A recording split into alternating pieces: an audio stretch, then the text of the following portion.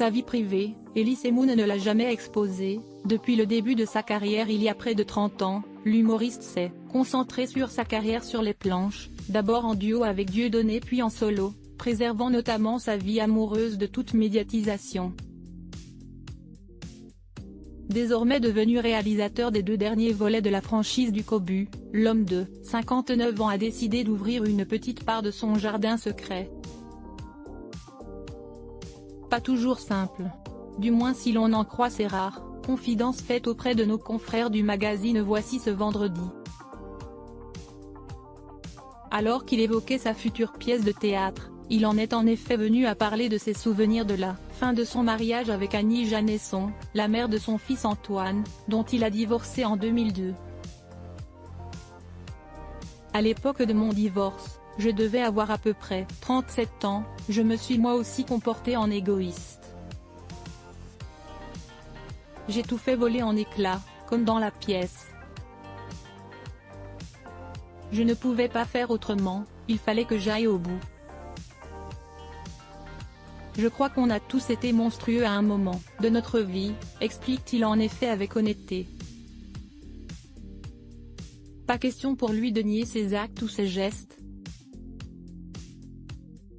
Même si l'humoriste, aujourd'hui célibataire, sait parfaitement être romantique. Parfois selon lui.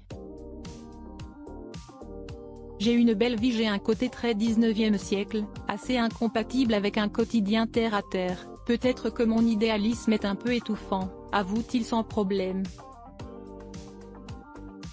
D'ailleurs, il explique même dans l'interview que son premier roman, Compter jusqu'à toi, est dédié à une femme, à un amour perdu.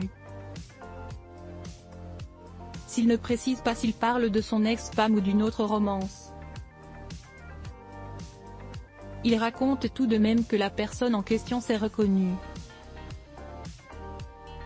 Elle a trouvé que c'était magnifique, explique-t-il également. Au sujet de sa plus belle œuvre. Elle a même été très émue, mais rien ne la fera changer d'avis. Notre histoire est terminée. C'est une femme très pragmatique, elle est déjà passée à autre chose. Je suis d'ailleurs grandement impressionné par les gens qui ont cette capacité à switcher aussi vite d'une histoire à une autre. Je trouve ça très violent.